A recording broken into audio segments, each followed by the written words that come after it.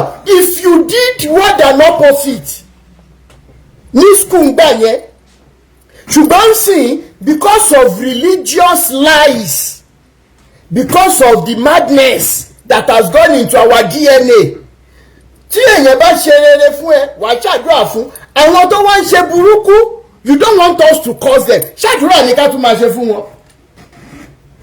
Ẹ kọ́kọ́ mọ̀ dá mi lóhùn gbogbo ẹ̀yin pásítọ̀ tẹ́lá ń ṣe pé Elijah torí pé mo mọ̀ pé o ti forí gbárí ibi tá a dẹ̀ ti máa ṣe wòsàn lélẹ̀. Sọ fún mi wípé nígbà tẹ́ bá ṣàdúrà fẹ́ tó bá ṣe yín especially ẹ̀yin pásítọ̀ agbéwìrì yìí. Àgbà lọ́wọ́ Mary balẹ̀ jà tó lo èmi dẹ́nì tó bá ti fún yín lówó yẹn. Lẹ́mọ̀ dìde lórí ọ̀tà Jésù àsúre fún ẹ. Mo fi ìpè ayọ̀ Babalọ́lá mo fi ṣàdúrà fún yín lẹ́nìí gbogbo ibi tá a ti mú ọwọ́ yẹn kò ní kàṣàlẹ̀ àpò kò ní ṣe kíní kan ṣe bí bẹ́ẹ̀ ṣe ń ṣe nìyẹn. Olórí ibu yín ní kọ̀rọ̀ yàrá yín ẹ̀yin ìta gbangba ẹ̀ dìfẹ́ǹdì Jésù ṣùgbọ́n nínú kọ̀rọ̀ yàrá yín ẹ̀ ń gún Jésù yẹn lọ́bẹ̀ ni ẹ̀ mọ̀ pasán ni. Ìyẹn kọ́kọ́ lọ 80% nínú àdúrà yín ìjọ wo ni Elijah ìṣínà yìí Adésínà ìjọ wo ló pòsì fídíò rí wípé àwọn àdúrà tí Táíwò Òjó ń gbà yípe èpè ni. Elijah Adésínà mo ń béèrè pẹ̀lú gbogbo àwọn akẹgbẹ́ ẹ̀ àwọn àdúrà tí Hezekiah máa ń yàn ìjọ wo ló sọ fún rí wípé èpè ló ń ṣẹ́ pé kì í ṣàdúrà àrírí torí wípé at the end of the day ẹ kóra yín jọ ẹ sọ wípé gbogbo agbára ẹ lọ wo Táíwò Òjó for example ẹ lọ wo Ọdẹ́kúnlé Epaphras ẹ lọ wo Sam Òjó ẹ káwọ́ yín méjèèjì sókè kí ẹ̀yin náà ti káwọ́ sókè gbogbo ẹni tó bá gbogbo alágbára àdílé bàbá gbogbo alágbára àdílé ìyá tó sọ wípé ẹ ní rí olùrànlọ́wọ́ ó yá iná palẹ̀ wọn mọ́ àwọn èèyàn àgbà débi wípé torí irọ́ yìí ó ti lọ fà gbogbo àwọn tẹ́ ẹ pè ní religious gospel singer pátápátá gbogbo àwọn gospel singer yìí tó bá yẹ̀ lẹ́yìn orin wípé ògo búyọ Ọlọ́run pọ̀tà lẹ́nu mọ́ kí ni wọ́n ń kọ. Ẹ jẹ́ ká yọ títí tàwọn bàbá Atáyérọ kúrò ń bẹ̀ bàbá Òjó Adé àwọn Fúnmi Àrágbáyé àwọn tó ń ṣọ́ ẹ̀tàn Olúbùnmi tó kọ ẹ̀rù Ọlọ́run bà mí o ẹ̀rù Ọlọ́run tá a bá mú àwọn yẹn kúrò tá a mú àwọn tó dàbí titi yẹn ní wèrè rádaràda ẹ̀ orin wo làwọn Tọ́pẹ́ Àlàbí ń kọ ṣá àgbọ̀ gospel song lẹ́nu Ìyábọ́lá rẹ ni ṣùgbọ́n gbà tẹ́yìn wèrè ìgbà ipò tẹ́ dé tán yìí àdẹ̀ni jẹ́ kẹ́ ẹ lọ jù báyìí lọ táyé yóò fi mọ́ bàjẹ́ tẹ́ fi mọ́ pasán. Orin wo lẹ́ ń kọ tó yàtọ̀ sí orin Ọlọ́run pọ̀tà lẹ́nu mọ́ Ọlọ́run bá mi pa wọ́n tògótògó. Àwọn ń yọ lára ń tẹ́ ń kọ́ wa àwọn ń díṣẹ́ padà fún yín ogun ló ń ṣi ni kó èpè ò kì í ṣi ni jà ẹni tó bá wúwo èpè káwọn èpè tá à ń ṣe lórí platform wa kó mọ bá wọn tọmọtọmọ. Ẹ jẹ́ bá mi wo péèjì BBM yìí bóyá fake profile ni tí ò bá jẹ́ fake profile ẹ jẹ́ kí n bu nǹkan jó ẹ bá ń bu nǹkan jó fàjánẹsẹ ẹ bá ń bu nǹkan jó BBM wèrè tí péèjì mi ò bá wá important ẹ ní máa wá bíbá ẹ ṣùgbọ́n ẹ lè sinmi pìtìpìtì ayé ti bá gbogbo yín. Mo tún wá fẹ́ sọ nǹkan kan gbogbo ẹ̀yin tẹ́ wà lẹ́yìn irú olú àlọ́ ẹ̀yin kan lè mọ̀ òótọ́ níta gbé dání ẹ lè mọ̀ ẹ̀yin àsìpí ẹ̀yin títí tẹ́ fi mọ̀ tọ́ ṣùgbọ́n a máa gbà ládùúrà fúnrú ẹ̀yin náà tẹ́ ẹ̀ rẹ́dí láti lọ ṣe investigation yìí tó pé sentiment lẹ́sìn sọ̀rọ̀ ẹ̀yin tó ti ṣẹlẹ̀ sí àwọn tí àǹtí torí wọn pariwo lénìí kò yé yín n tó ṣẹlẹ̀ sí wọn lọ́wọ́lọ́wọ́ n tó ń ṣẹlẹ̀ sí wọn lọ́wọ́lọ́wọ́ àwọn tó sì wà láyé ni o kírò ẹ̀ mọ̀ ṣẹlẹ̀ sí yín torí dáadáa náà ń ṣe gbogbo dáadáa tó ń ṣe táwọn èèyàn fi wà nínú ìgbèkùn tó wà ní ẹkún ìpayín kékeré ní kó mọ̀ ṣẹlẹ̀ sí kó mọ̀ ṣẹlẹ̀ sí bí yín ìyẹn lọ bẹ́ẹ̀ ẹ̀yin tẹ́ ẹ wá mọ̀ ṣùgbọ́n torí pé ẹ̀ ń jẹ́ ń bẹ̀ gbogbo ẹ̀yin tẹ́ ẹ yí olú alọ́ká gbogbo ẹ̀yin tẹ́ ẹ yí Hezekiah ká gbogbo ẹ̀yin ti Sam Òjó in fact ẹ jẹ́ rán mi létí mo ní mo fẹ́ ṣe kí ni mo fẹ́ fàjà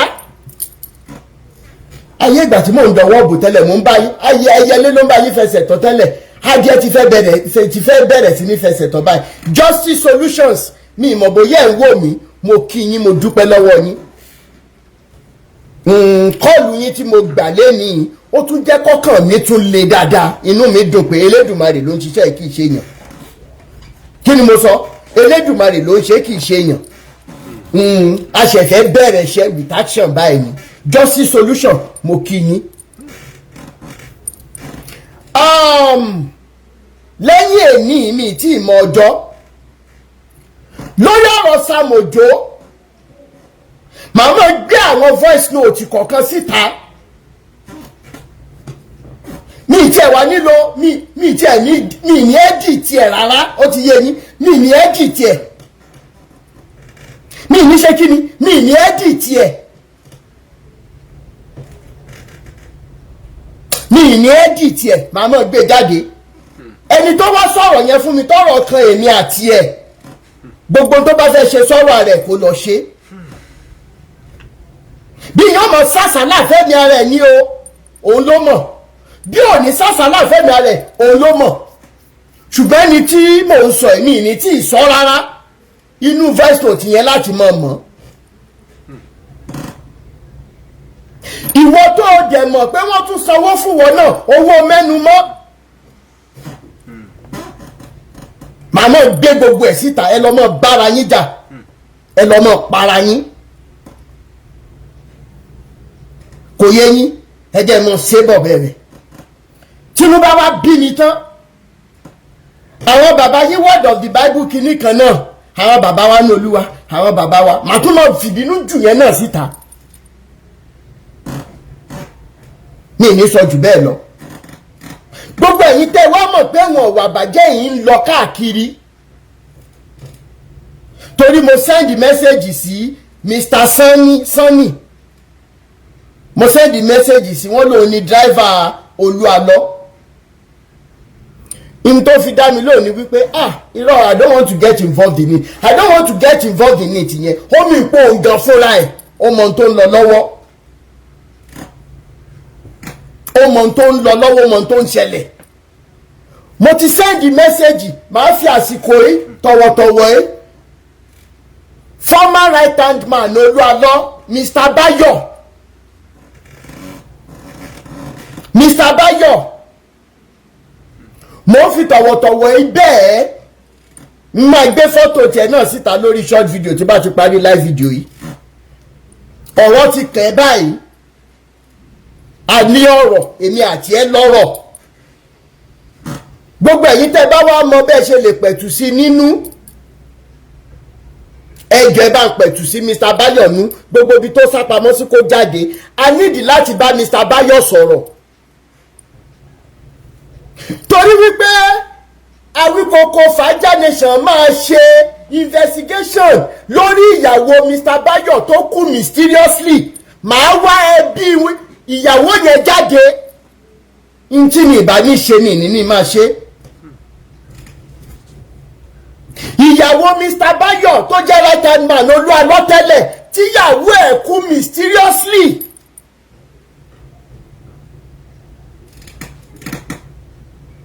I will do my work owó ló máa ná mi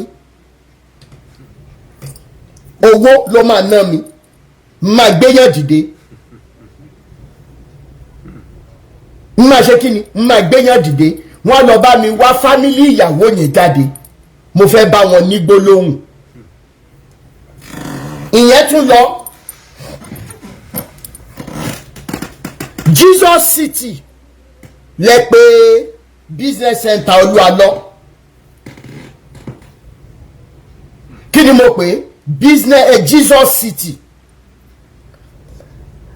ẹ̀gbọ́n mi tí wọ́n kọ́kọ́ dìde tí wọ́n wá sọ̀rọ̀ tí Olúalọ ṣe fún wọn lórí bí wọ́n ṣe fi wọ́n polówó lórí Adámimógo radio station àti online káàkiri ṣùgbọ́n in tí wọ́n fi wọ́n polówó fún wọn ò ṣe lánàá nígbà tá a play àwọn voice note kankan the same thing tún ṣẹlẹ̀ sí àwọn boys kankan náà tí Olúwa lọ ń kó káàkiri ẹ mọ̀ gbọ́ àwọn voice note kankan lẹ́yìn.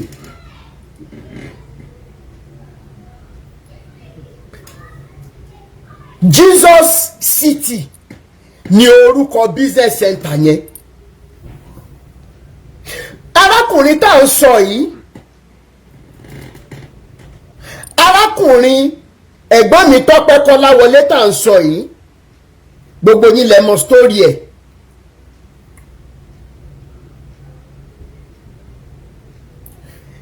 wọ́n sọ ọ̀rọ̀ yẹn débi wípé ex-convict làwọn. voice note tí arákùnrin yìí kọ́kọ́ sẹ́ǹdì sí mi ó bomi tún ó jẹ́ kí n jókòó dáadáa torí pé kí èèyàn tó lè bẹ̀rẹ̀ ọ̀rọ̀ ìgbésí ayé ẹ̀ láti ibi tí wọ́n ti mú story yẹn ẹ̀rù Ọlọ́run bà mí. amúgbó ò kì í purọ́ ọlọ́tí ò kì í ṣèké bọ́rọ̀ bá ṣe rí náà ṣe máa sọ. wọ́n ní Mr. Rotimi pé ọlọ́pàá kọ́kọ́ mú mi láyè bàbá Tèmítọ́pẹ́ Kọ́láwọlé ló kọ́kọ́ fi ọlọ́pàá mú wọn nígbà tó ń yọ̀ǹgà pé wọ́n ń hu ìwà ìpáǹle tàbí wọ́n ń jalè. That was a father, that was a parent. Mo mẹ́yẹ bọ̀ lápò. So many of you tẹ́ ẹ̀ wò mí lẹ́ni lẹ́ ń sọ wípé touch not my anointed and do my prophet Noah. ọ̀pọ̀ nínú yín wà ní kíláàsì wípé Ọlọ́run nìkan ló ní ìdájọ́ lọ́wọ́. Ọlọ́run nìkan ló máa ṣèdájọ́ wọn èèyàn kankan ò lẹ́tọ̀ọ́ láti ṣèdájọ́. ṣé rí gbogbo ẹ̀yin tẹ́ ẹ wà sentimentally placed in this class gbogbo tó ń dùn lé ayé yín no matter how small it is no matter how big no matter how precious tó bá jẹ́ àlàáfíà yín ló precious sí yín jù àlàáfíà yín ti bẹ̀rẹ̀ sí ní di fíafíà látẹ̀ní lọ. mo tún sọ lẹ́ẹ̀kan sí gbogbo ohun tó precious jù sí yín tó ń fún yín ní ìgboyà tó ń fún yín ní ìdùnnú gbogbo kíní yẹn ti bẹ̀rẹ̀ sí ní parẹ́ látàsìkò yìí lọ. ẹ̀yin olórí burúkú tẹ́ wà ní kíláàsì yìí ìdí tí ẹ ṣe bá bàbá àti ìyá yín sọ̀rọ̀ mọ́ lẹ́ni torí wípé wọ́n ṣẹ̀yìn years back ni ẹ fi ìdájọ́ yẹn ẹ ní ẹ̀tọ́ láti bá bàbá àti ìyá yẹn ṣùgbọ́n torí wípé yes under all circumstances bàbá àti ìyá yín ṣẹ̀yìn years back ṣùgbọ́n ẹ dájọ́ fún wọn láti àpò ara yín pé ẹ ní bá wọn sọ̀rọ̀ mọ́. àwọn bàbá àti ìyá yín ń ráre ẹ̀gbọ́n mi ló ṣẹ̀ nínú yín àbúrò mi ló ṣẹ̀ nínú yín ẹ dẹ̀ bu yẹ̀pẹ̀ dání ẹ tutọ́ sókè ẹ fojú gbà wípé ẹ ní ẹ́fà bá wọn ṣe nǹkan kan mọ́ ẹ dá ẹjọ́ yẹn. ṣùgbọ́n àwọn tá a wá sọ lẹ́nìí tán pera wọn ní ìránṣẹ́ Ọlọ́run Apostoli Samuel Ọláníyì àánú Jésù ṣe kìíní kan. You said, can you talk without a cause? The answer is no. And you are not forced to be on my live video. Mo ti respect ẹ tó bẹ́ẹ̀ yẹn. As I was saying, ẹ máa sọ wípé thou shall not judge. Ṣùgbọ́n bàbá àtìyá tó ò bá sọ̀rọ̀ mọ́lẹ̀ níyì kí ni ká pé torí pé wọ́n ṣẹ̀ ẹ́. Torí wípé wọ́n ṣe nǹkan tí ò múnú ẹ̀dùn gbà tó kéré. Kí ni mò ń sọ ni wípé ẹ lè dájọ́ fún bàbá àtìyá yín torí wípé wọn ò gba òróró èpè òróró orí burúkú tí gbogbo àwọn pastors yìí láwọn ń ta léra wọn lórí tí ara ọ̀rọ̀ ọkùn tí ara ọ̀rọ̀ adìẹ. I'm asking wọn ò gba òróró lé sórí ṣùgbọ́n bàbá àtìyá yín ẹ lè dájọ́ fún ẹ lè mọ fi ebi pa wọ́n ṣùgbọ́n àwọn olórí ibú aláyébàjẹ́ bíi Elijah Adesina àti wèrè tó ń bá mi sọ̀rọ̀ lórí Facebook yìí despite the fact pé wọ́n ní atrocities tí ò yẹ ká máa bá lọ́wọ́ ọmọlúàbí rárá. Olórí burúkú yín aláyé bàjẹ́ nítorí àwọn victims yín ò kì í ṣe ẹbí yín. Ẹ sọ wípé Mr. Rotimi that shall not judge ní Bible wí àtẹ̀yìn àti bíbélì yẹn ẹ̀ ní jọ ṣoríire. Ẹ mọ̀ jáde lékú lọ́wọ́ ẹ mọ̀ jáde lárùn lọ́wọ́ ni. Ijó ebi bá ń pa ọ̀nà lòdì ó mọ ohun yín lọ lẹ́yìn olórí ibú rádaràda yìí. Ẹjọ́ má ti pè mí àsìkò eléwu èmi àti ẹ̀mí fàjà lájọ jókòó báyìí ẹjọ́ mo mú nǹkan mo mẹ́yẹ̀ bọ̀ lápò. Now if you parents will go as far as calling the cops on your own child because you wanted him to turn out better in life, not out of hatred, then pé kí wọ́n máa bà ẹ́ lórúkọ jẹ́. Ṣebí bíbélì yín sọ wípé ọmọ tí òbí bá fẹ́ràn ló máa ń bá wí. Jesus City wà ńbẹ̀. Jesus olùgbàlà yín tó kú fún yín lórí igi àgbélébù. Òun lẹ sọ orúkọ káàmpù Olúalọ. Gbogbo atrocities yìí tán àlẹ́jì yìí ó wá ń ṣẹlẹ̀ ní ibi tí a fi orúkọ Jésù pè Jesus City. Ẹni tá a gbọ́ voice note ẹ̀ lánàá Jesus City yẹn náà ní ibi tí wọ́n ti ń ṣiṣẹ́ kó tó di kan travel out. As a matter of fact nínú Jesus City yẹn ni ẹ ti ń kó ẹpọ̀n bóra yín allegedly. Ẹ̀yin tẹ́ ẹ̀ kí ń ṣọkọ àtìyàwó immorality wá di talk of the day ibẹ̀ ní injustice wà but Jesus was not ready and he is not ready to do the needful until ìgbà táwa kan tó dìde wípé sábàdà ká mọ̀ rí. In what way are you not better than that Jesus that they are putting on you as your saviour? In what way as a parent correcting your own child, in what way are you not better than that fictional figurative Jesus that they are placing on you? Ẹ máa dá mi lóhùn, which one is better? Wọ́n wá máa wá parí gbogbo ẹ̀ tán wọ́n wá ní bíbélì sọ wípé ẹ jẹ́ kí èpò àti àlìkámà kán máa dàgbà pọ̀.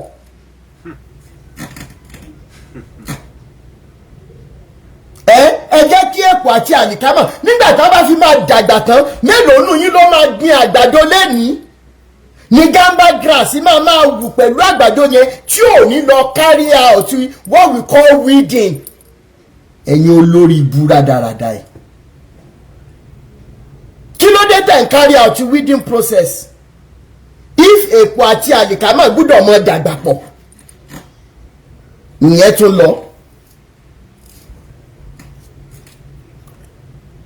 Tẹ́ ẹ bá fẹ́ employ èèyàn ẹ̀yin tẹ́ ẹ ní bóyá oko ẹ̀gẹ́ ni ẹ̀yin tẹ́ ẹ níbi tó ti ń ṣepo ni ẹ̀yin tẹ́ ẹ ní company lóríṣiríṣi ni.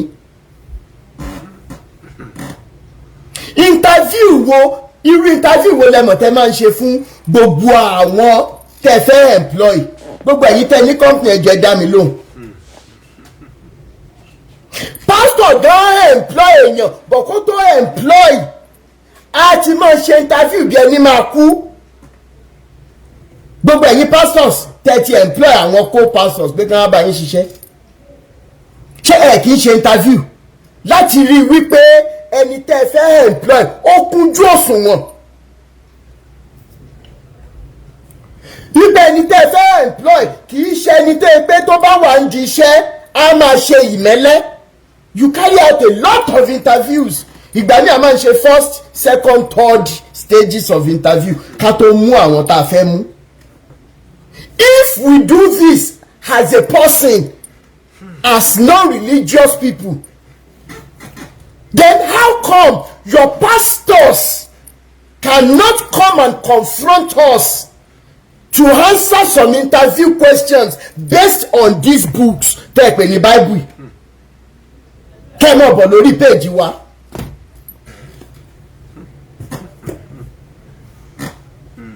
kẹ́ ẹ máa bọ̀ lórí péjì wa kẹ́ ẹ wá answer questions ká ṣe interview fún yín.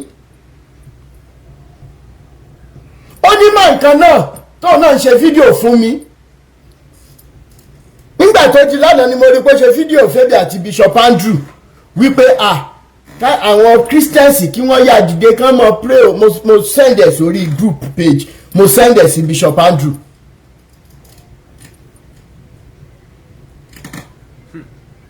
àwọn pípì ìkòkò ọbẹ̀ wọn ti fọ́ kí oníkálukú lọ wáṣẹ́ ṣe olè níyí àgbà lọ́wọ́ mẹ́rin balẹ̀ jà tó lóní gbogbo yín mo tún sọ́sẹ̀ ìtó bá mọ̀ pé lóòótọ́ Jésù fi ara hàn ìtó mọ̀ pé lóòótọ́ òun gba ìpè Fragile Nation is now officially calling any one of you ẹ lè mú helpers dání ẹ mọ̀ bọ̀ lórí péjì wa ẹ wá authenticate biblical God Jesus and Bible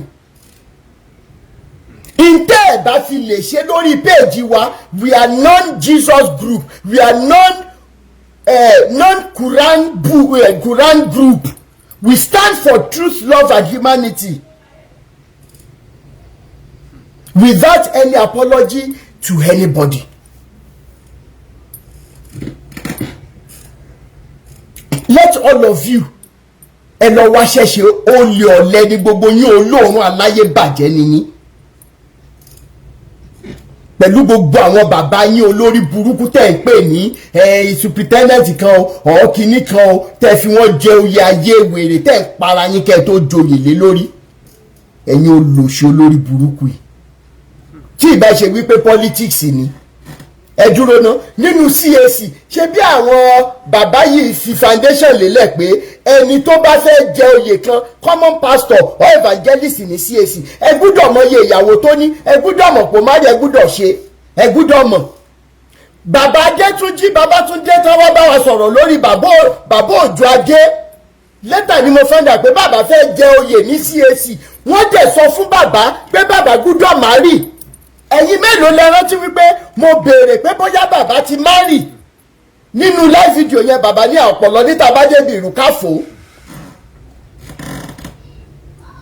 bàbá lẹ́tà sọ fún mi wípé káwọn tó lè jẹ oyè yẹn àwọn gbúdọ̀ ṣe ìgbéyàwó kan rí i pé àwọn ní obìnrin nílé ṣe bínú CAC yìí náà ni tí ìbá yẹ pé yóò olórí ibú èèyàn amúnisìn ní gbogbo yín ṣé Olúalọ́ ó fi ìyàwó ẹ̀ hàn yín kí ni state ìyàwó Olúalọ́ kẹ́ ẹ tó fi jẹ zonal superintendent àbóyè wo lẹ fi jẹ gbogbo ẹ̀yin ọmọ CAC tẹ́ ń wò mí mò ń bẹ̀ yín mò ń rọ yẹn tètè sásàlá fẹ́mi yín gbogbo àwọn abaniláyé jẹ́ tẹ́ ń wò lókè yìí olórí ibú èèyàn ní gbogbo wọn òótọ́ ọ̀rọ̀ délẹ̀ ká sọ fún wọn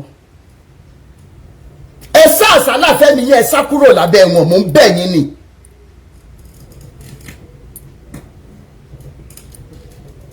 báwo lọ̀bọ ṣe ṣorí tí náà kí o ṣe ẹni tí ò bá ti lówó lọ́wọ́ òfin yín mú ẹni yẹn ìlànà táwọn bàbá yẹn fi lélẹ̀ ó mú irú ẹni yẹn ṣùgbọ́n téèyàn bá ti ní owó lọ́wọ́ ẹ máa pa òfin yẹn tì ìpè àwọn bàbá yẹn tó bá yẹ pé lóòótọ́ ni Jésù yín wà tó ẹ báwọn náà gbà tọkàntara ìpè àwọn bàbá yẹn ti bẹ̀rẹ̀ sí ní dojú ìjà kọ gbogbo yín ní CAC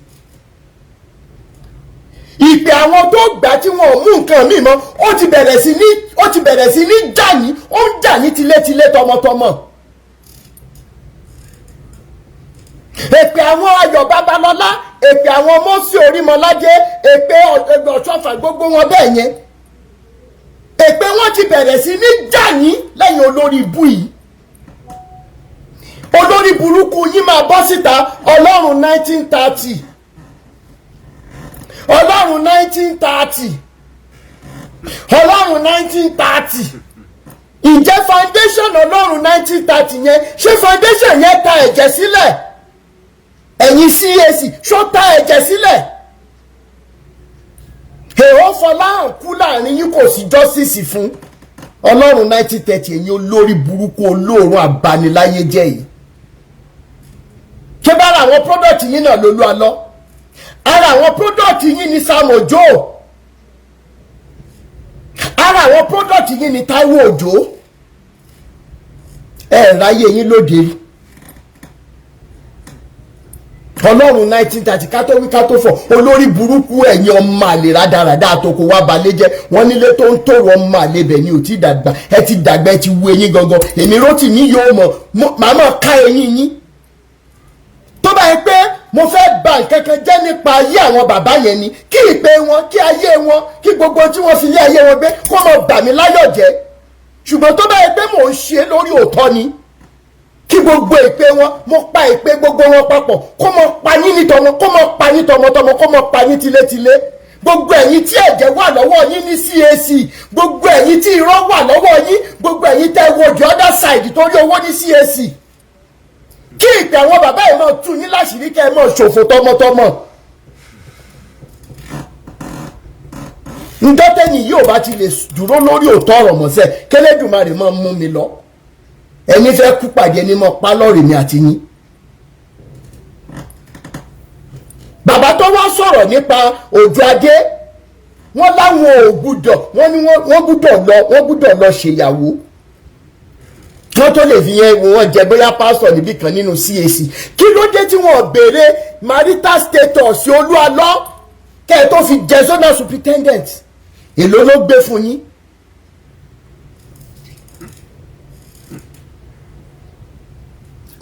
èló ló gbé fún yín ṣé ẹ máa náwó yẹn tán bẹ́ẹ̀ ní náà tán. Olúwa ló ti ń béèrè lọ́wọ́ gbogbo ẹ̀yin àgbà rádaràda ẹ̀ wọ́n wá ní pé kéèyàn mọ respect irun funfun orí yín irun funfun tó yẹ ká mọ̀ fi ṣépè fàgbàlagbà ni.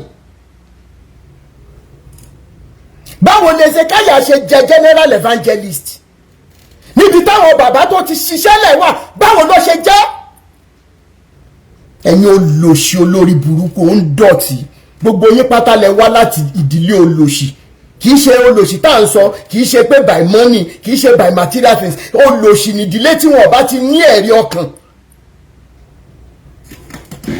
ìdílé olòṣì ni tí ò sí ẹ̀rí ọkàn bó o bá pa òbú lẹ́sẹ̀ lẹ́ fi ń ṣe.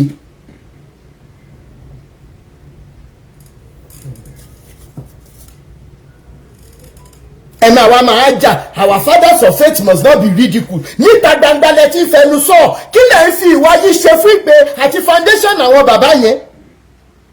What do you do against their foundations against their legacies? tí bàbá tèmi bá jẹ́ Babalọ́lá ṣé inú mi máa dùn fún tẹ́ ń ṣe lórí ìpè ayọ̀ Babalọ́lá èyí tí sí ẹsẹ̀ dá mi lóhùn.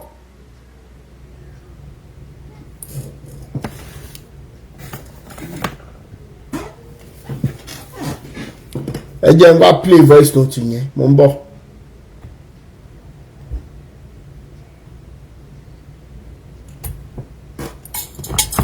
ẹ jẹ́ n já fún. Daniel Foundation for Peace and Equity. Truth, love, and humanity over religion. Kudos to you, Rotimi Daniel Foundation for Peace. Rotimi Daniel Foundation for Equity. Ológo ọmọ ni Rotimi Daniel. Alálùbáríkà ọmọ ni Rotimi. Rotimi Daniel Foundation for Peace. Aláìjọba Daniel Foundation for Equity. For Equity. Ológo ọmọ.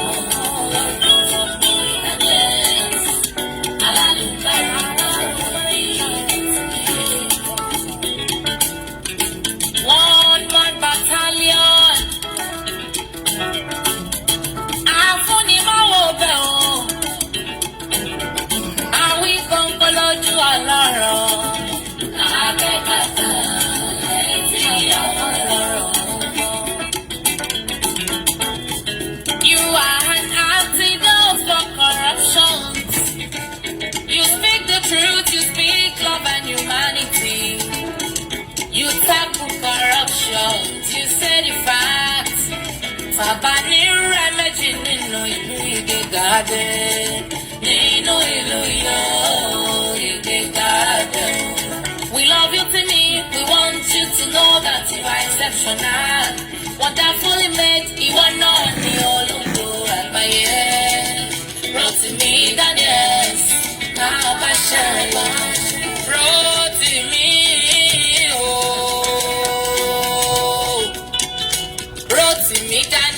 máa gbọ́ bí mo ṣe ń kó kí àwọn bàbá tó bí ẹ lọ́mọ. Ilé ọmọ wọn ní abẹ́ òkúta ará Kémàjò ọmọ ẹrú ní sinmi ẹ̀kọ́ kì í sì nìyàn ọmọ yọmúyọmú lòrò ń ké ọmọ wọmúwọmú ooo ṣàlùrò ń ké.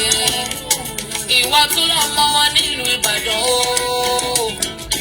Ọmọ àjòrò sùn ọmọ àjẹgbìjẹ farahàn àfikàrà ń fọrí mu. Ọmọ Àjàyí Ògìjì Òjò oníkànga àjípọn Rántí mi Daniels máa bá ṣẹ̀rẹ̀ lọ ìwọ làwa ń fọ́ fún. To help the oppressed and less privileged. Rántí mi Daniels to advocate for peace and social justice. Rántí mi Daniels to sponsor pro bono services for the less privileged. Be a voice.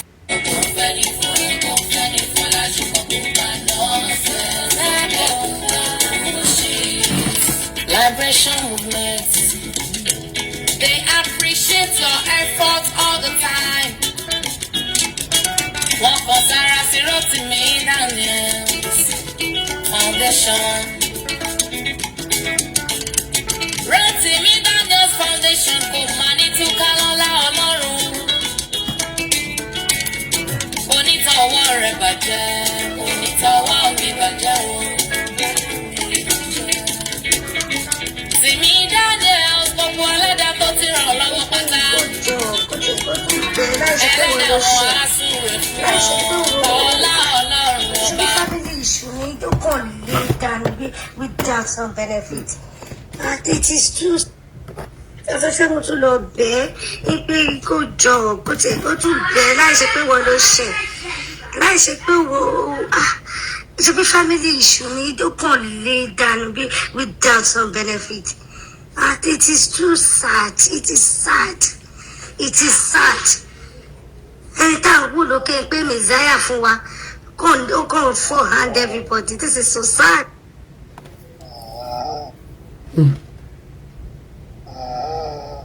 Ta ló ń han? Ṣé kọ́ọ̀pù ń dọ̀tí ni? Is the cup dirty?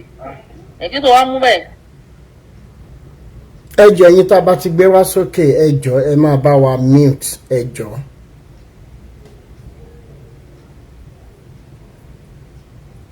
Ẹlòmíì ti lọ síbi iṣẹ́ látàná ti rẹ̀ sọ.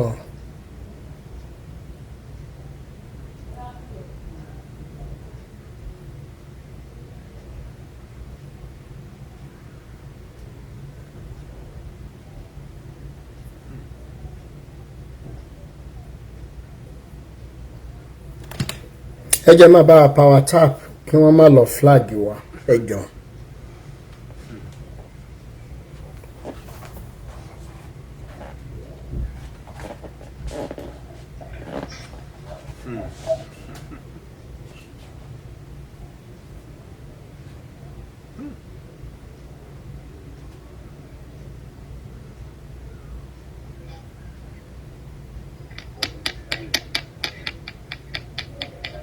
Victor David Ejeba ni mute.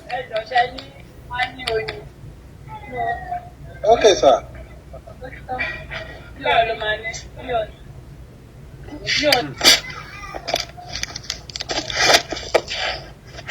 Olúgbénga Ejeba wa mute ẹ jọ̀ọ́.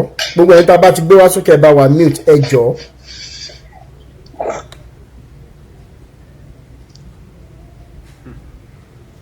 All right.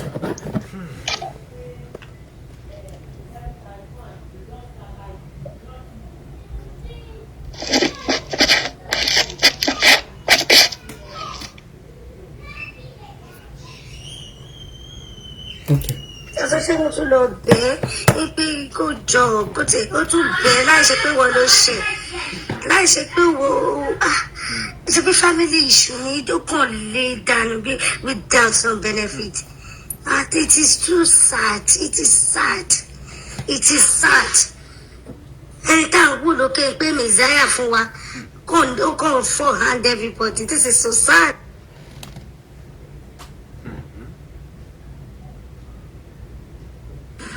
No. No. Kò yẹ pé mo send the anything. See, mo rí pé Shakara has a vital information. So mo sọ pé tó lọ mention orúkọ mi. Ó wá sọ fún mi pé ṣóyè yín.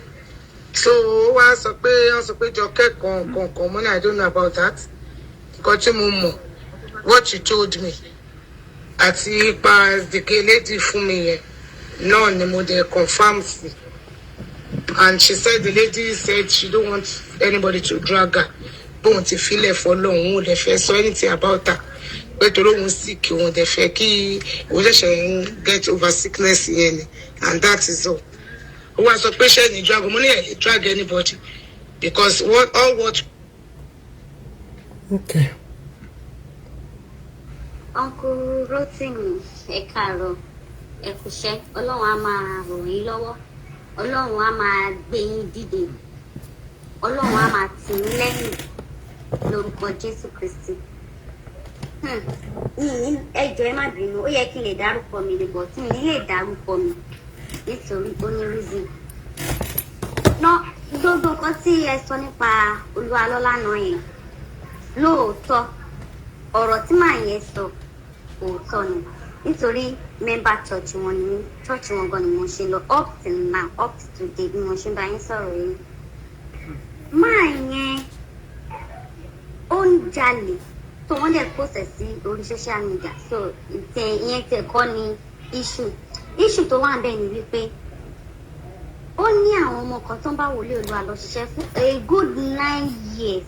Wọ́n pè kan ní àlùjọ, wọ́n pè kan ní ilé kan, eyín mi ò yọ. Àwọn ọmọ yẹn ìgbà tí Olúwa ló máa dà wọ́n sílẹ̀, wọn ò rí pín báyìí, wọ́n lọ sílé fún àwọn fámílì wọn. Olúwa ló ní pé kọ́ mọ́ bá wọn ṣiṣẹ́ fún last program tá a ṣe náà ti sọ fún àwọn ọmọ yẹn gbọ́dọ̀ bá wọn ṣiṣẹ́ mọ́. Àwọn ọmọ ṣiṣẹ́ fún odidi ọdún 9, wọn ò rí kankan gbà.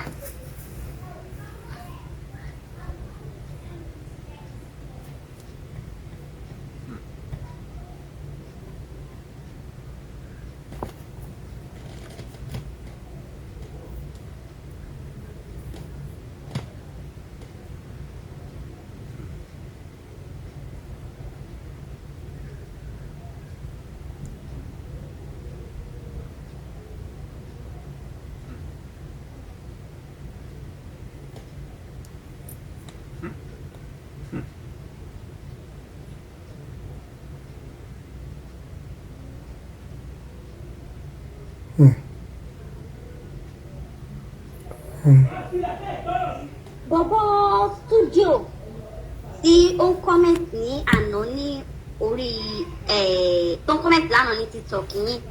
Bọ̀bọ̀ studio yẹn, that's the medium, òun gbogbo ni medium Olúalọ́. Bọ̀bọ̀ studio yẹn gbogbo ni medium Olúalọ́. Tí ó post tó ń sọ̀rọ̀ tẹ́tí sọ pé tí medium yẹn bá fẹ́ sọ̀rọ̀ pé kó come out. Bọ̀bọ̀ yẹn ó ní cameraman Olúalọ́. Ó ní bọ̀bọ̀ kan náà Ayọ̀ náà pé Olúalọ́ sọ wípé òun máa gba ọmọ yẹn tọ́, ọkùnrin ni. Mo lè forward nọ́mbà Ayọ̀ yẹn sí yín torí ọmọ yẹn ń sìn ọ̀tọ̀ ní ẹni tó padà tọ́jú ọmọ yẹn. Olúalọ́ rán ọmọ yẹn lọ sí school. Ọmọ yẹn dẹ̀ ní orí òun ò gbéwèé mọ́, òun fẹ́ kọ́ṣẹ́. After that, it is sọ ní gbogbo public pé ẹ máa tọ́ ọmọ yìí lọ sí school. Ọmọ yẹn dẹ̀ lọ bá yín, rí kọ̀kọ́ ṣe fún live ọmọ yẹn. Ọmọ yẹn ń sìn bábà lọmọ yẹn ń ṣe. Àwọn tó dẹ̀ fi sí iṣẹ́ bábà, àwọn tí mo mọ̀ délédélé ni mi níbi láti ti dárúkọ àwọn yìí náà. Ìkejì ṣé kẹta ni mo ṣàfẹ́sọ ṣá. Ìkẹta tó wà nínú ẹni pé ó tún ní bọ̀bọ̀ kan náà. Ṣèyí ló máa ń pè ẹnjìníà Olúalọ́ ni. Wọ́n fún ní mọ́tò in public náà ṣe fún ní kọ́kọ́rọ́ mọ́tò. Bí mo ṣe ń bá yín sọ̀rọ̀, mọ́tò yẹn ó wà níbi tí ọmọkùnrin yẹn tó pàkẹ́ sí tẹ́ pé mọ́tò yẹn ò dá. Ó ní workers wọn kan tó bá wọn ṣiṣẹ́ for a good 3 years 40,000 naira ní workers yẹn ń gbà tó ti tó fi pé ọmọkùnrin yẹn náà bá wọn ṣiṣẹ́ mọ́.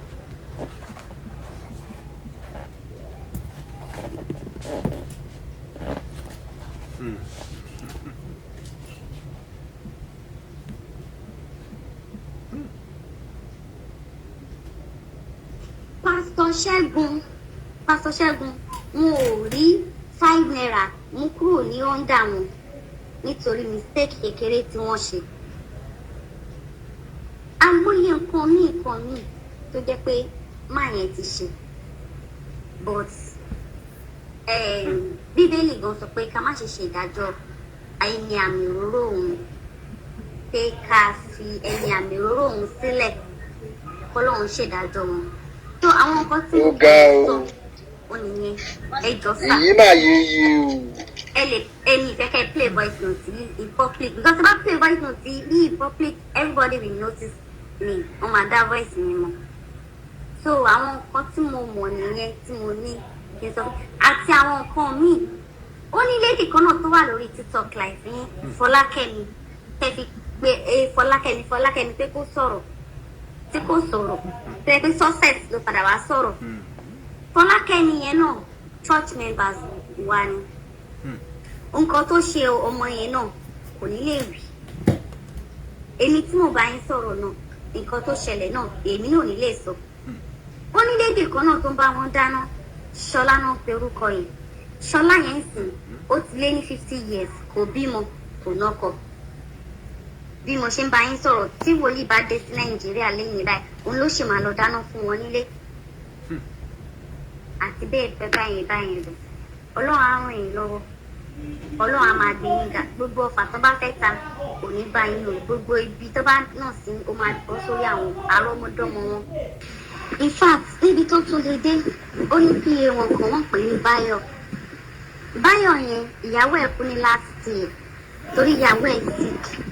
Ìyàwó ẹ̀ kú ní last year. Ó máa lè pe Báyọ̀ yẹn pé báwo ni ìyàwó ẹ̀ pẹ̀lẹ́ ti ìyàwó ẹ̀ o. N ò pe Báyọ̀ yẹn. Àwọn ọmọ ọjọ́ gan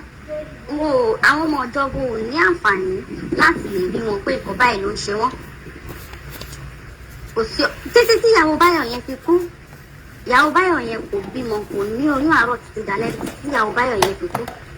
Báyọ̀ yẹn dẹ̀ sì wọ́n títí Báyọ̀ yẹn sì wọ́n débi wípé gbogbo ìgbà míì tíyàwó ẹ̀ bá sick lọ sí kò ní lè ráyè láti lọ yọjú síyàwó ẹ̀ nítorí kọ́ má bàa bínú kọ́ má bàa sọ̀rọ̀. At the end of the day ẹ̀kún padà lé Báyọ̀ yẹn náà ni wọ́n ní Báyọ̀ ń jí àwọn lówó.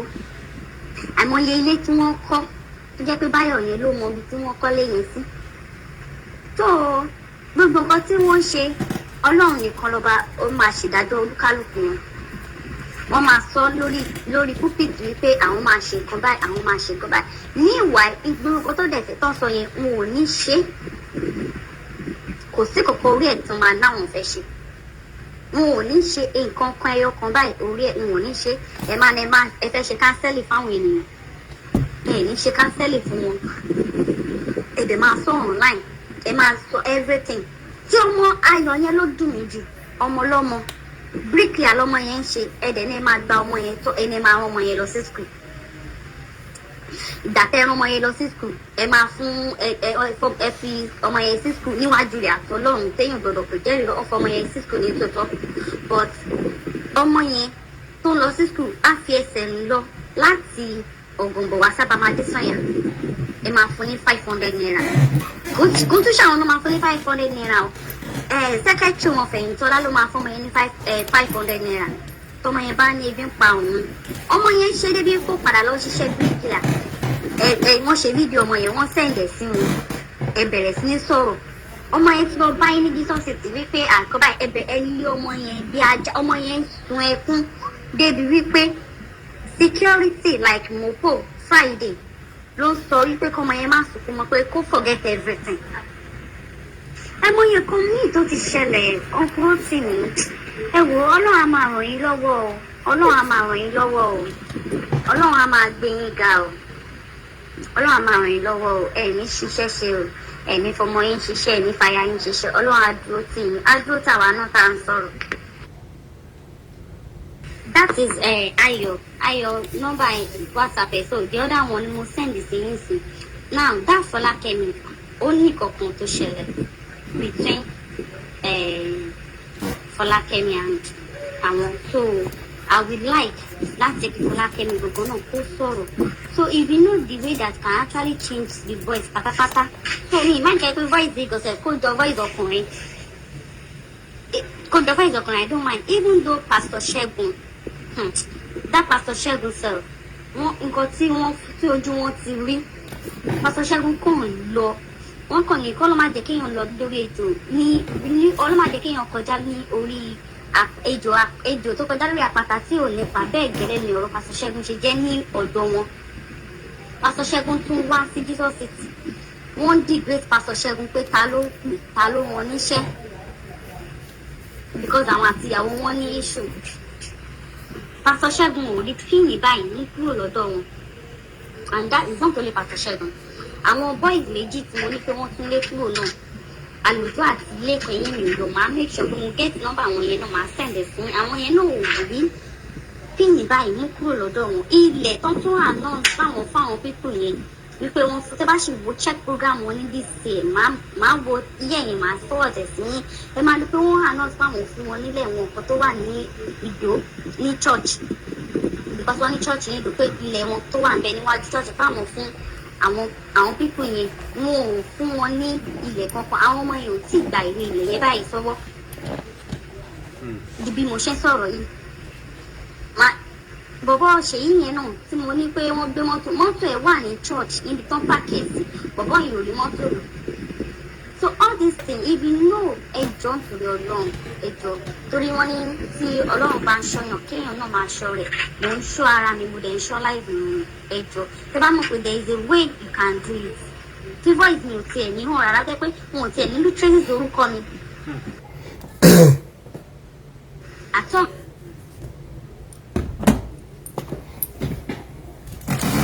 Ẹjẹ́ ìfimọ́ ń bíbà iná.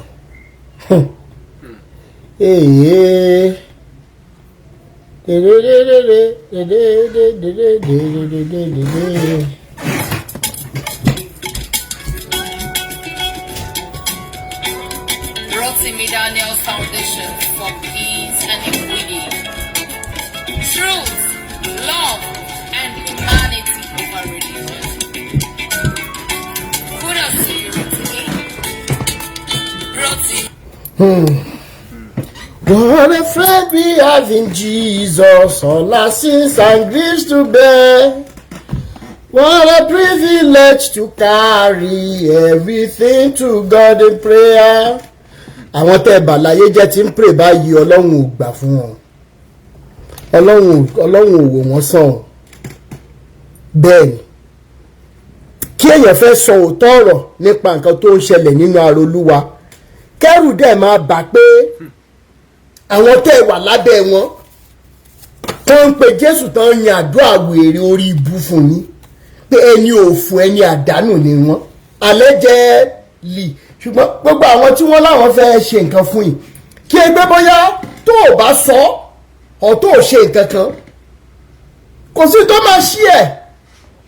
So at the end of the day kí ló ń sọ fún gbogbo ayé sí àwọn èèyàn wá ń wo nǹkan mi on the surface wípé ókè o òun tọ́jú ẹni báyìí o ìwọ ló gba ẹni báyìí o ìwọ ló ní kẹ́ni báyìí gbọ́dọ̀ ó fẹ́ ṣe nǹkan báyìí but insidely allegedly ṣe ló kan ó kan wọ́n sọ débi wípé tó bá inú ibi tó ń sùn sí bí ẹ̀yà bí èèyàn mẹ́wàá sùn yàrá kan allegedly. Now the question is why should people be afraid at all about someone who calls himself or a woman who calls herself a man or woman of God? Ẹja jọ sọ́nà. Ebu God ṣe wà bẹ́sà ọ̀rọ̀ ẹ̀ tójú sí mi.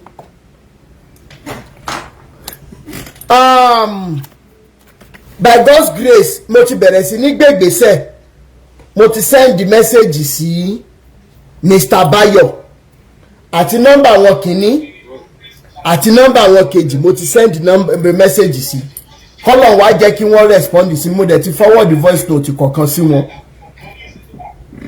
Inú mi máa dùn tán bá lè dá wa lóhùn tí wọ́n bá wá dáhùn mo ti gbéyàn dìde tó máa bá mi lọ sí ilé ìyàwó wọn tó dolóògbé, ìyàwó Mr. Bayo yẹn tó dolóògbé, wọ́n máa bá mi délé wọn. Màá wá bẹ̀ wọ́n torí wípé bí mo ṣe gbọ́ ìyàwó Mr. Bayo yìí tó kú mẹ́mbà Jesus City náà ni. Jésù gbàlà Jésù wòsàn ara ọ̀fẹ́ rẹ̀ wá tọ́wò oyin mọ́mọ́. Ṣé tẹ́ ń tọ́wò nínú ara Jésù lélẹ̀? Ṣé tẹ́ ń tọ́wò náà lélẹ̀? Mysterious. Wọ́n tẹ̀ náà ń travel gbà kan lọ sí program kan lákùrẹ́, wọ́n ní accident kan dey pé the lady had internal bleeding, kò ní internal bleeding and everything. Ara àwọn tó mọ̀ wọ́n náà ní o, ṣùgbọ́n Ọlọ́run á fún mi ṣe. Màá get in touch, mo mọ̀ pé Ọlọ́run á fún mi ṣe. Màá get details bí mo ṣe lè rí àwọn family ìyàwó yẹn tí màá dẹ̀ bẹ̀ wọ́n kí wọ́n jọ kán wá bá mi sọ̀rọ̀, kán má bẹ̀rù. Ọlọ́run ló ń ṣe kì í ṣe èèyàn. Bẹ́ẹ̀ ni mysterious death lẹ́yìn ìgbà yẹn ni wọ́n dá ìgbà tó gbọ́n náà tún confirm pé ìyàwó yẹn ní cancer ọ̀sà bí kò ṣe ọ̀sà, wọ́n ṣàṣọ gbogbo ẹ̀ rábà, ṣùgbọ́n èmi á get in touch pẹ̀lú wọn. Orí wàhálà ìyàwó Báyọ̀ ẹ̀ pé ọmọ ẹni ṣe máa wá kú báyìí tí mo dẹ̀ mọ̀ pé wọ́n ló struggle láti sọ àwọn nǹkan kan kó tó di pé jáde láyé tí ó lè sọ. Finally orí wàhálà yẹn, wàhálà pé ọmọ ṣe máa wá fọ̀ṣọ̀lẹ̀ tó kú báyìí, òun ló pa ìyálédì.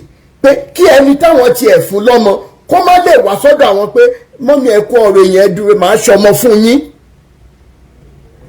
Body of Christ. May body of Christ not happen to any one of you. Don't defend him.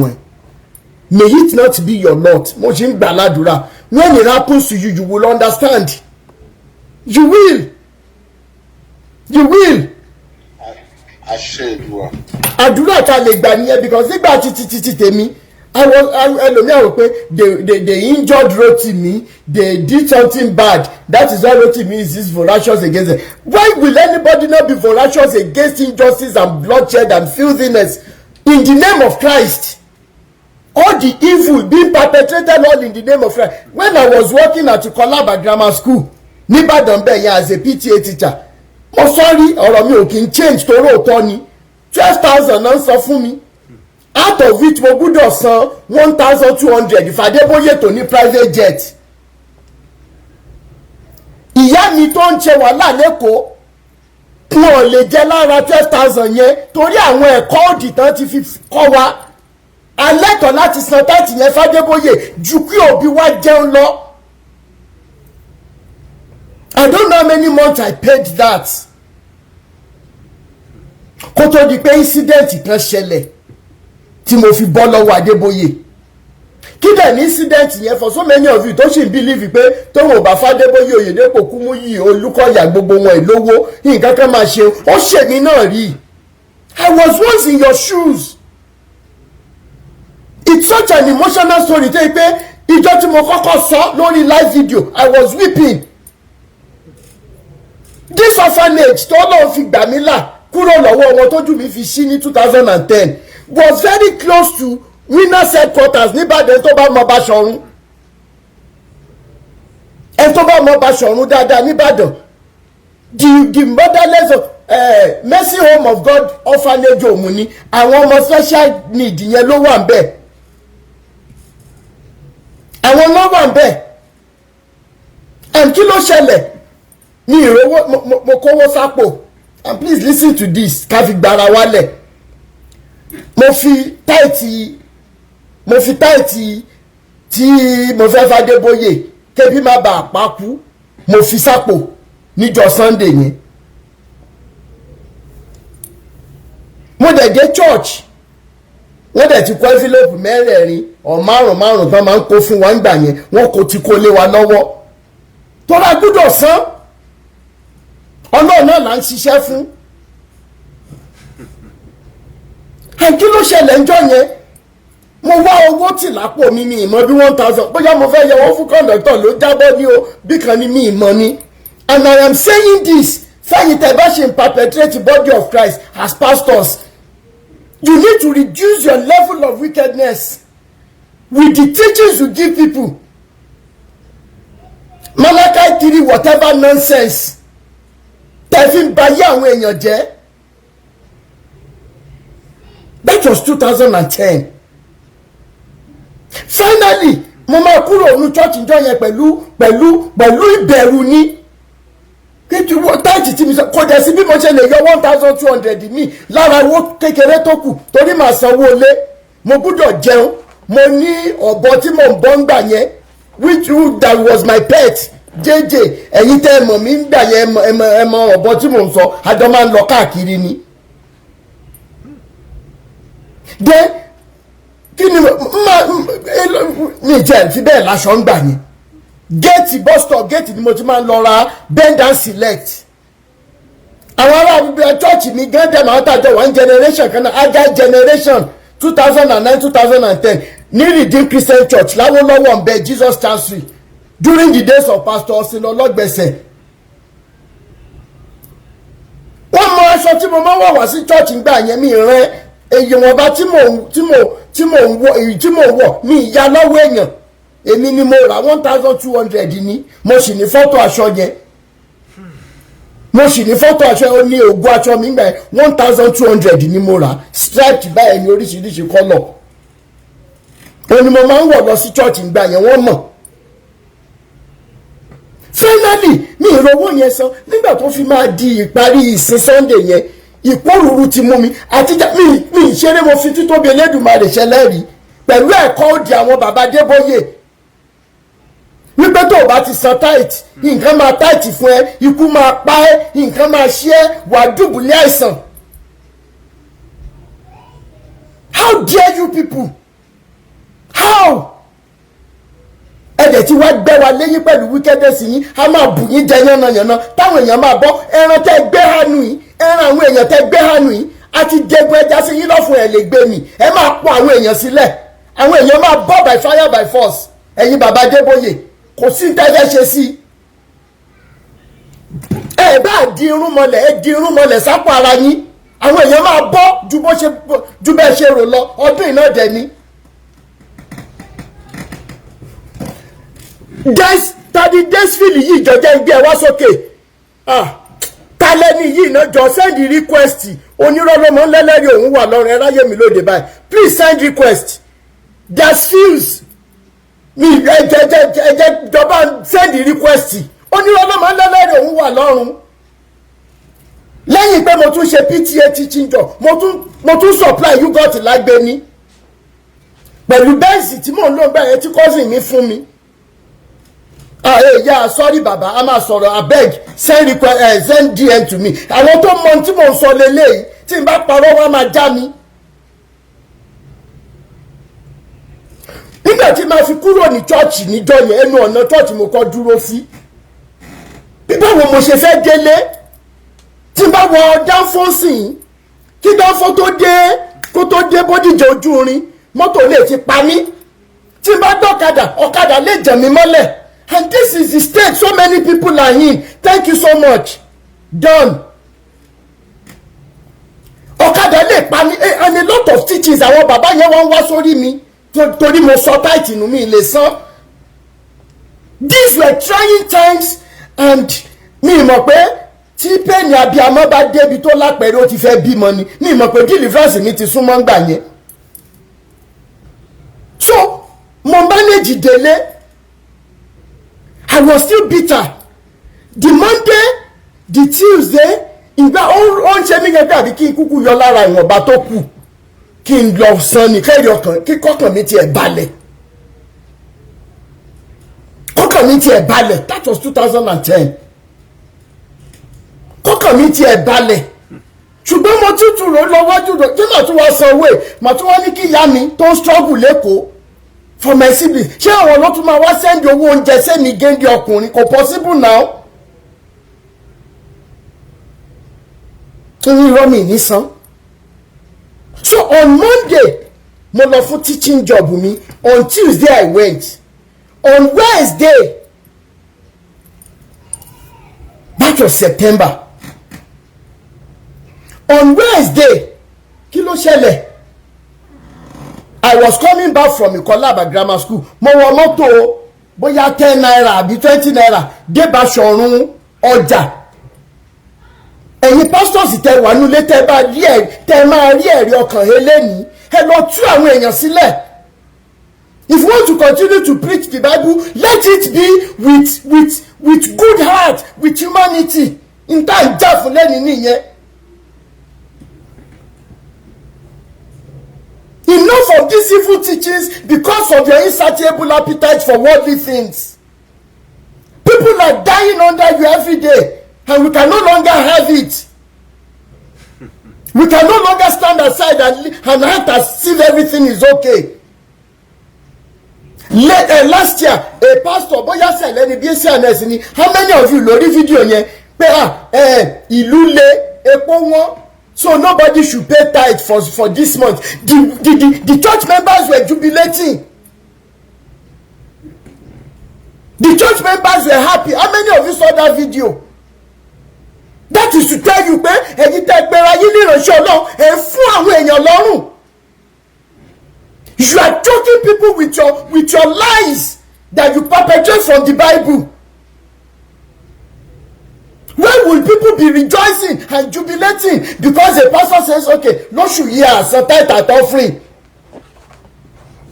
Torí epo wọn, but epo bá tún ti wálé àtún máa continue. How did you come to this level that you choke people this much? Mo dé Basọ̀run ọjà yẹn níjọ́ Wednesday yẹn. Mo lọ bá ọ̀kadà alátọ̀kọ́ Múyìwá Adémọ́lá ẹni tó bá mọ Adábọ̀ sí Basọ̀run gbà yẹn. Ilé Múyìwá Adémọ́lá tó rẹ́ǹtì gbà yẹn. Inú estate yẹn ilé the first house yẹn tẹ́ bá ti dé Múyìwá Adémọ́lá junction. Èmi àti ìyàwó ẹ̀ mọ́ra dáadáa, ó máa ń ra yogurt lọ́wọ́ mi.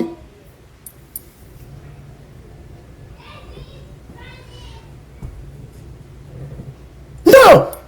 Mo pe ọlákadà láàkọ́ Múyìwá Adémọ́lá, and it was not supposed to be more than 20 naira or 30 naira. Múyìwá Adémọ́lá, mi lọ, táyà mi jò, ìkejì mi lọ, mo ń dúró déyàn, ìkẹta mo ti close for the day, ìkẹrin mi ní change. Ẹ̀dẹ̀ mọ̀ bó ló ṣe èèyàn ṣe máa ń ronú ẹ̀dùn náà tí n bá ṣe 500 yìí gan máa tètè ná tán jẹ́ má fẹsẹ̀ rìn lọ́jọ́. And I was walking mi tí èrìn ju 1-2 minutes lọ mo wá rí àwọn ọmọ abirùn méjì nínú gọ́tà ìdọ̀tí. Ìtara èmi fọ́nà mo dẹ̀ gbé àwọn ọmọ yẹn báàgì tí mo máa ń kọ̀wé teachings ó wà lọ́rùn mi mo dẹ̀ gbé àwọn ọmọ yẹn sínú compound mo pa gate yẹn ní na something to be ṣé mi tiẹ̀ ní lọ wo ẹni tó ń tọ́jú àwọn ọmọ yẹn pé kí ló dé tán máa fà ìkára yẹn you know me mo kàn wọnú ilé lọ ni ẹjọ́ ta ló ń tọ́jú àwọn ọmọ yẹn ṣubú sínú gọ́tà nǹkan ni wọ́n tiẹ̀ ṣe léṣe. Ìyá orphanage yẹn of blessed memory wọ́n jókòó sórí bed mo rí bíi báàgì méjì mẹ́ta lẹ́gbẹ̀ẹ́ wọn. Hello mà ṣẹ́yìn lẹ́ ń tọ́jú àwọn ọmọ ẹ̀ wọ́n ṣubú sínú gọ́tà nǹkan ni wọ́n mo dẹ̀ ìyá bá bú sẹ́kún. Thank you so much Stella Abiodun. Ìyá bá bú sẹ́kún. I can never forget the expression on her face. I am relaying this story again. Fẹ́yìn pastor tẹ́ mọ̀ mi tẹ́lẹ̀ tẹ́ ṣe join platform mi.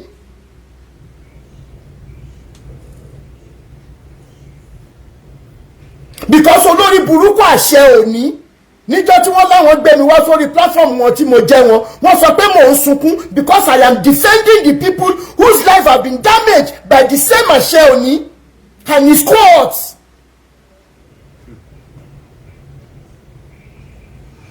Níyàwó sọ wípé àwọn náà fẹ́ àwọn ń lọ ni àwọn ò tiẹ̀ mọ̀ bí táwọn ń lọ because àwọn ọmọ tí mò ń wò yìí àwọn ọmọ tí mò ń wò yìí nílẹ̀ ilẹ̀ yìí torí wọn lè jókòó wọn lè ṣe nǹkan kan wọ́n láwọn ọmọ yóò tí ì jẹun fúnjọ́ méjì. Yet we have the biggest winners church very close to that place, very close to the same orphanage.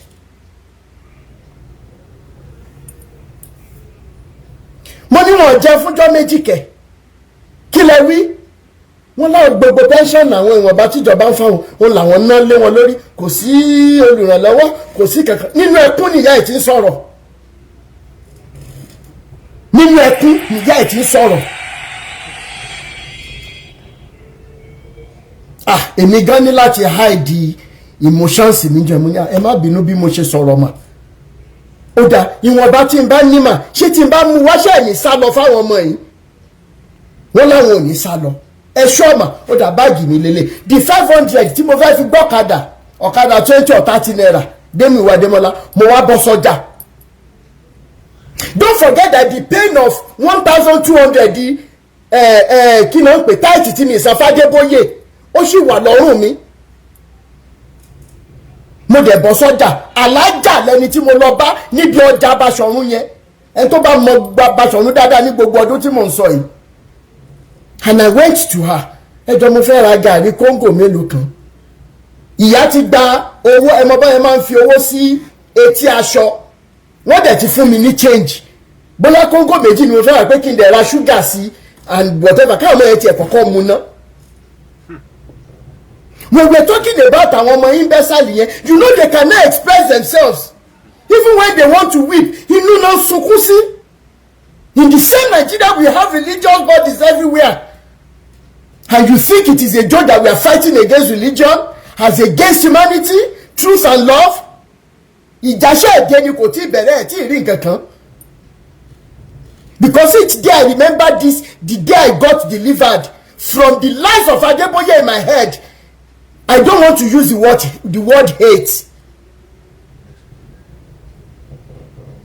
I don't want to use the word hate to the extent that ohun Adeboye máa ń nọ sí ètì mi ohun Oyedepo ò ṣe gbọ́ fún mi ohun gbogbo wọn ò ṣe gbọ́ fún mi because I know they are liars. I know they are destiny destroyers.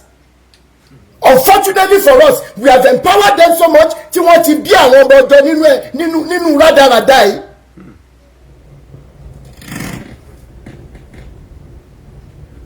mo ní ó da alájà ẹ bá mi wọn kó iwájú alájà yẹn ni mo wà tí mo ti ń sunkún ní ilé háìdí ẹ mọ́ singing those children play in my head.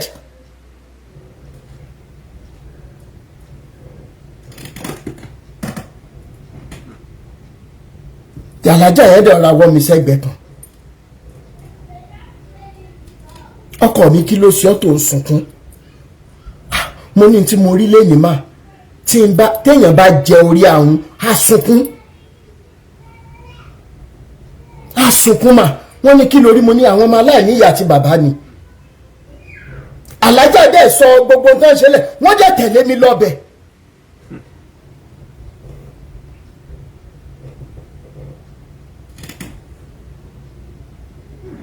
mo dẹ̀ lọ sí àwọnú bẹ̀ the only thing tálájà yẹn sọ is Allah Akbar Allah Akbar a dẹ̀ padà sínú ọjà ìyá yẹn dẹ̀ tú etí aṣọ ẹmọ báwọn ìyá lọ́jà yẹn ṣe máa ń di owó tẹ́sẹ̀ jà wọ́n dẹ̀ tú báyìí wọ́n dẹ̀ mú 500 mi fún mi mo kó change wọn fún wọn wọ́n ní rẹ̀ mi gbowó lọ́wọ́ ẹ̀ kí wọ́n ló máa ṣe wọ́n dẹ̀ wọn gàrí kóńgò 5.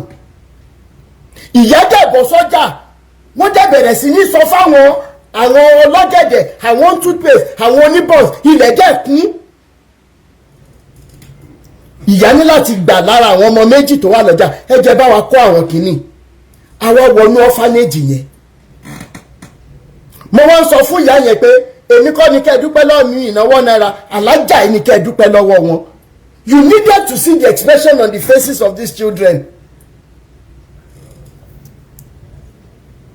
It is not an encounter you will forget in a lifetime. àfi tán bá format brain ẹ ló yà kù. ìyá yẹn dúpẹ́ wọ́n ṣe wọ́n mọ̀ alájà pẹ̀lú àwọn ọmọ yẹn lọ mo wá mú 500 yẹn mo wá fún ìyá yẹn pé ẹgbà ìtẹ́ bá tún fẹ́ rà màá máa yọjú sí yín ẹ mọ̀ sá lọ bì kankan a dẹ̀ exchange number 2010 September. iye mi ò tí ì ṣílẹ̀ mo wá bọ́ta mo pa géètì yẹn dé mo wá bọ́ta ẹjẹ́ sì tó ṣẹlẹ̀ méjì lára àwọn ọlọ́kadà yẹn wá ń jà sí mi ẹ̀gbọ́n ṣe ti ṣe tọ́tẹ́ fẹ́ lọ ni ó yẹ já lọ ẹjá lọ ibẹ̀ ni yèmí ti ṣí ibẹ̀ ni yèmí ti ṣí mo wá ń sọ fún ọ pé èmi ò lówó lọ́wọ́ mi èmi ti náwó. ìkànnì wọn wá ní a ṣe bẹ́ẹ̀ yìí ni tíṣà tó wà ní junction lè mú ìwà Adémọ́lá mo níbẹ̀ ni ẹ wọlé máa gbé yín lọ́fẹ̀ẹ́. àwa ń sọ̀rọ̀ lọ lórí ọ̀kadà à ń sọ̀rọ̀ bọ́ọ̀ Chelsea kò ṣe Chelsea torí mo máa ń lọ wo bọ́ọ̀ gbà yẹn bọ́ọ̀ 20 naira 30 naira kí ẹ rántí. àwa ń sọ̀rọ̀ bọ́ọ̀lù and everything then the next one òun máa ń rí mi láràárọ̀ tí máa ń lọ sí school pé ṣé kò máa gbé mi torí òun máa ń lọ sí bus stop gate láàárọ̀ mo ní ẹ náà gbé mi a dey exchange number mo dẹ̀ wọnú yàrá kan tí mò ń gbé ńgbà yẹn yàrá tí mò ń gbé ńgbà yẹn ò jìnnà sí junction yẹn nílé ìyá kan báyìí mi ìrántí orúkọ ìyá yẹn mọ́ compound yẹn tóbi báwọn ní different tenants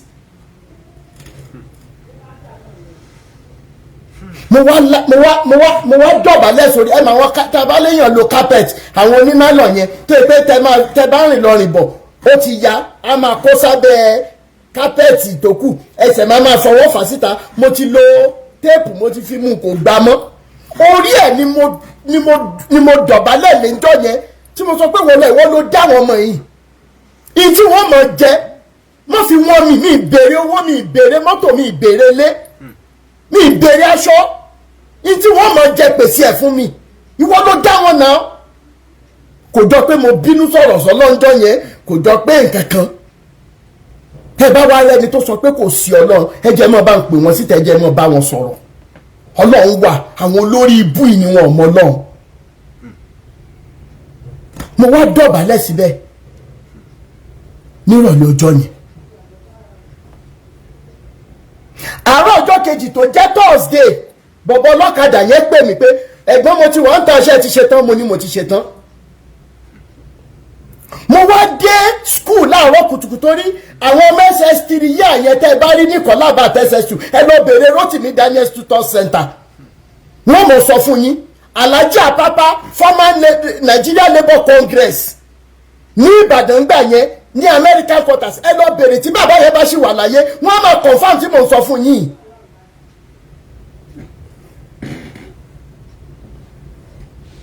ẹ lọ bèrè lọ́wọ́ Alhaji Apapa wọ́n lo Toyota Sequoia grey colour ńgbà yẹn pẹ̀lú driver wọn tó mọ̀ mí dáadáa gbogbo àwọn ará neighbor NLC ló mọ̀ mí pé teacher Rotimi Daniels mo wá dé school mo ti ń kọ́ àwọn ọmọ láti bóyá bíi 6:30 ni mo ti máa help wọn pé wọ́n fẹ́ ṣe WAEC I'm prepared pé kí wọ́n Apapa bẹ́ẹ̀ ni máa yẹn dúdú báyìí wọ́n máa ń dán báyìí wọ́n máa ń sábà lo agbádá ìgbà míì wọ́n máa ń lo àwọn conductor tó nice yẹn. kí ni mo fẹ́ fàyọ ni pé principal ẹ̀kọ́ lábàgbà yẹn Kate Kiss bóyá Déwálé ni wọ́n kọ́ làbáyìí wọ́n mára díẹ̀ wọ́n ga wọ́n rí tẹ́rẹ́. wọ́n ní kẹ́ lọ pè mí wá níbi tí mo ti ń kọ́ àwọn ọmọ chọ́ọ̀kì ti bò mí láàárọ̀ ọjọ́ yẹn mo dẹ̀ dé ọ́fíìsì máa yẹn wọ́n ní Mr. Rotimi ẹ pẹ̀lẹ́ ètò ti yá ṣiṣẹ́ láàárọ̀ yìí Ọlọ́run nìkan ló lè san yín lẹ́san tẹ́ ń ṣe fáwọn ọmọ yìí o ẹ má bójú wẹ̀yìn o àwọn dẹ̀ ń ṣàdúrà fún mi o mo ní thank you sir. wọ́n ní nǹkan kan ti ń ṣẹlẹ̀ láti bí ọ̀sẹ̀ mélòó kan àwọn ọmọ yẹn wá ń bá principal pẹ̀lú àwọn vp méjì ní ìkọlábà yẹn nígbà yẹn alájà kan pẹ̀lú mọ́mí kí ni mo forúkọ mọ́mí yẹn ṣe wọ́n ń gbé ní ọ̀nà àkóbọ̀ ńgbà yẹn mo kọ́ ọmọ wọn obìnrin. Finally the principal sọ fún mi láàárọ̀ jẹ́ pé àwọn ti take decision wọn pé tí n bá ráyè ní Saturday àti Sunday kí n máa wá kọ́ àwọn ọmọ yẹn àwọn máa fún mi láyè ẹni owó tí n bá chájì wọn tèmi ni gbogbo ọmọ Ìkọ́làbá grammar school tẹ́ bá mọ̀ ní gbogbo ọdún tí mo sọ ẹ lọ́mọ béèrè tí mo ń sọ ẹ lọ́wọ́ wọn bí mo ṣe dẹni tó ń teach wọn ní Saturday àti Sunday nìyẹn màá wá mú lára àwọn notorious boys school ó yá ẹja lọ sí motherless home owó yẹn mo wá fi ń bọ́ àwọn ọmọ yẹn láì bójú wẹ̀yìn.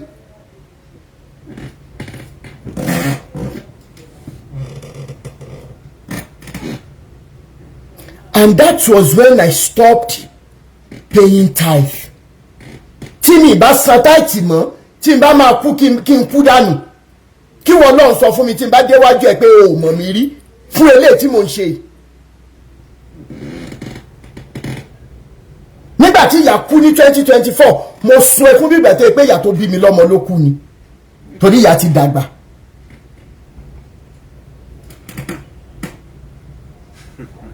ìjọ yẹn ni mo bọ́ lọ́wọ́ Teachings Adébóyè. ìgbà yẹn ni mo bọ́ lọ́wọ́ irọ́ 20 ọdún irọ́ 30 ọdún tó pa fáwọn òbí wa. Till date, I am still in the life of those children.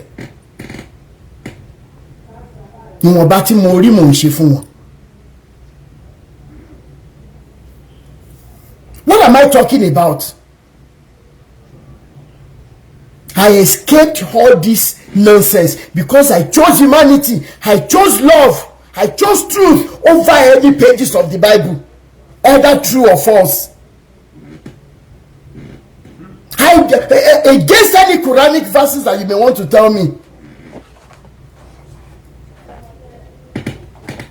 against any Ifa recitations that you may want to tell me. How did we get here, guys? And the insensitivity is so high that we posted something about Ìyàwó Olúalọ́lánà. Go on my YouTube and see the comment of good for nothing entities. Kì í ṣe gbogbo èèyàn ló like kí ìyàwó wọn máa wà lórí social media, kì í ṣe gbogbo èèyàn ló like kí family ẹ̀ máa wà lórí social media, kì í ṣe kìnnìkan. How dare you? How?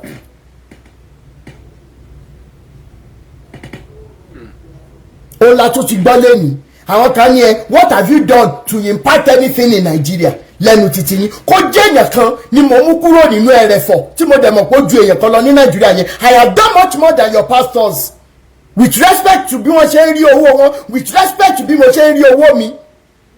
Èmi ń ṣiṣẹ́ nínú òtútù kí n tó lè fún yàn £1 ni. Iṣẹ́ wo ló lọ́ lọ́ ṣe to even want to help anybody? If he's riding ọ̀kadà or tó ṣe bíríkìlà èlò ló máa fún yàn nú ẹ̀? That is the question you should be asking. Àìrántí ni àwọn bàbá yìí ń ṣe o, àwọn bàbá yìí dẹ̀ ń ṣe o, kíní kan kí ni wọ́n ṣe rí? Ẹ jẹ́ mọ́ polówó ẹ̀ fún yín kẹ́ mọ́ rí. Ẹ jẹ́ mọ́ polówó ẹ̀ fi kọ̀bọ̀ tó ń jáde láti kí n mọ́ fi sórí social media kẹ́rù Ọlọ́run bá yìí. Torí ẹ fẹ́ evidences àdèmá máa ṣe kẹ́ mọ́ rí wípé àkàndánù lásán àwọn ògbéyàn wà sórí social media ká lè gbawó lọ́wọ́ èèyàn àmọ́ post ẹ̀ láti ìsìn lọ. Sister Mo Samuel sísọ olúbùnmi ẹ̀jẹ̀ lọ múra ṣẹ́.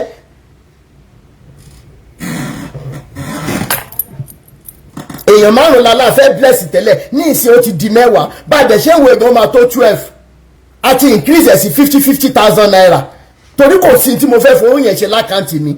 How wọ èèyàn 12 tá a máa bless tó ń ṣe mini petty business. Ẹ̀jẹ̀ lọ múra next week yìí la máa ṣe owó yẹn ti wà lẹ̀.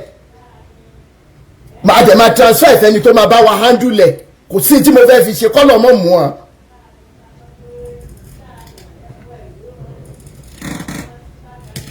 Gbogbo ẹ̀yin tó lọ́ọ́ dẹ̀ ti lò á dúpẹ́ lọ́wọ́ yín gan. Orí àwọn tá a fẹ́ bless yẹn yóò mọ̀ ràn yín lọ́wọ́ àdúrà àwọn máa mọ yín gbogbo yín pátá.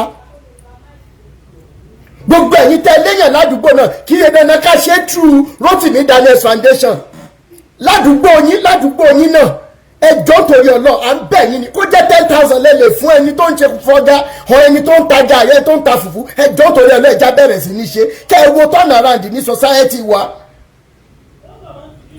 Enough of Olúalọ́ lèmi fún lọ́wọ́ mi o Oyedepo lèmi fún lọ́wọ́ mi o kíní kan ni o. What is the percentage of the money you give them? What is the percentage that is coming out to the society?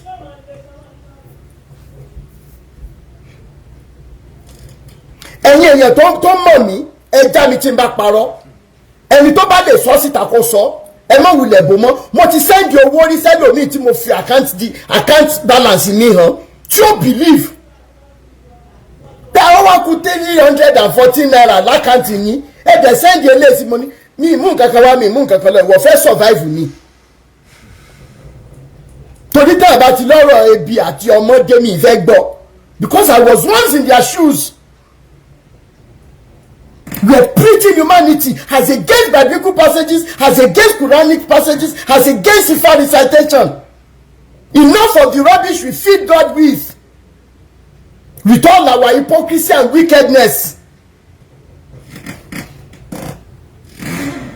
Finally, mo ń sọ nsìn kí n tó gbéyàn wọlé gbogbo èmi làwọn Boko Haram ráwọn èèyàn and everything. Ọlọ́run fún àwọn bàbá Adébóyè l'opportunity to go and win the north for him, to go and do impact in the northern part of Nigeria.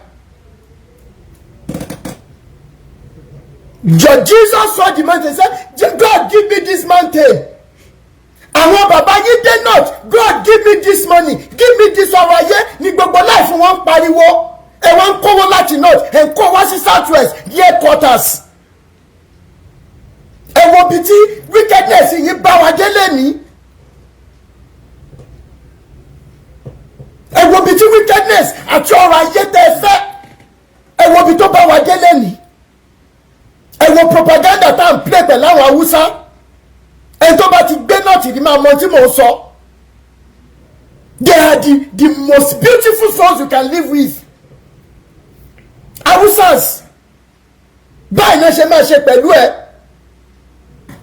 Forget the propaganda that they are playing with our lives. Mo ti bá wọn gbé dáadáa rí. Election 2003 I was in Kano. 1998 I was in Bauchi with my uncle Dado Ogundele. I know what I'm talking about. God gave you opportunity to go and win them, to go and win souls for him. Kí lẹ kọ́ churches yìí síbẹ̀ fún? Ẹ̀ ń kówó yẹn wá sí South West ní now. Arò wá rokùn arò wá jẹ mọ́. Ẹ̀wọ̀ ayé yín lóde. And no matter the propaganda, I still see Hausa people as my family members. I still see Igbos as my family members. Mo tẹ̀ tí wọ́n lẹ́jẹ̀ Igbo lára because ìyá bàbá tèmi Igbo ni ọmọ Anambra ni. Descendant kí ni wọ́n pè? Descendant Azikwe ni. Dr. Nnamdi Azikwe. Descendant ẹ̀ ni grandma mi. Mo sì láwọn Igbo cousins mi bẹ̀. The opportunity you have to go and build churches in the north, it was one of the greatest opportunity to perpetrate and to increase what they call evangelism. True humanity. Speaking the language that they understand.